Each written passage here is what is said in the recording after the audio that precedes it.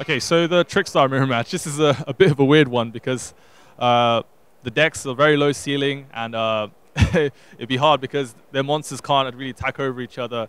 It'd be very reliant on who draws cards like Scapegoat or Gofu first, because then it can establish a big monster on the field like a Borrow Load or Ningrisu and start doing some heavy damage.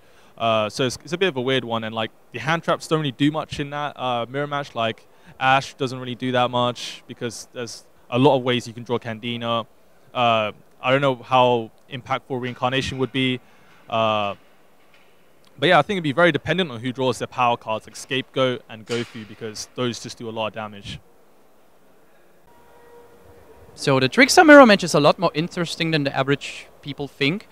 Everybody thinks of the deck just as the FTK burn style loop, but it's like, that combo is pretty impractical and not too easy to pull off. So the first thing you have to keep in mind is the first player who gets Reincarnation has a lot of advantage because there's one-offs in the deck that are quite important. Lilybell, for example, is often a game-ending card in the deck. And if you keep and hold on to your Reincarnation early enough, you can keep it for the Trickstar Lilybell, which mostly people just play one-off. Then, of course, all the hand traps you prepared for Spiral are also pretty good in the mirror. But playing around him is also possible. Like we see, especially the interaction between like ashing a field spell and fearing Gamma. It's like you have to make that read if it's worth to let them summon a Candina, which is a body on field, but not lose to Gamma in that situation. Then also you have like cards like Strike, for example. If they draw Candina, Strike will end their turn. But if they draw the field spell, they will just freeze it and it doesn't do anything. Then we have Scapegoats on the other hand, which is a very important card. Like Borrow Load Dragon is very hard to deal with. But the good thing I think about the mirror matches, there's nothing that they can put on board that don't let you play. You have outs to anything. There's like freezing Scapegoats and then use Ningarizo or Cosmic Cyclone so they can't use it. Or a board wipe against Borrow Load. When you time your Borrow Load, how you use your field spell to play around Reincarnation, like setting cards or keeping subpar cards maybe in your hand to let them shuffle away them. You can bait them in a lot of situations to use it Reincarnation suboptimally. I would still say the player who gets the start has a slight advantage because especially they can set up their Reincarnation and their Scapegoats earlier.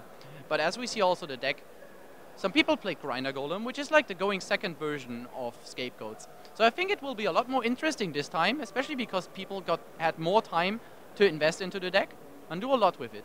So I'm looking forward to seeing Trickstar Mirrormatches show how good they are.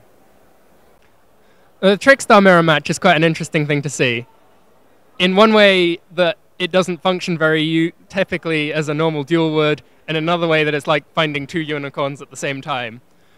Neither of the decks really do anything to each other. They're full of hand traps to combat the decks that are trying to make big plays that don't do very much. So for game one at least, it's likely to be won by the player that sees fewer of the hand traps that they've put in for the rest of the metagame.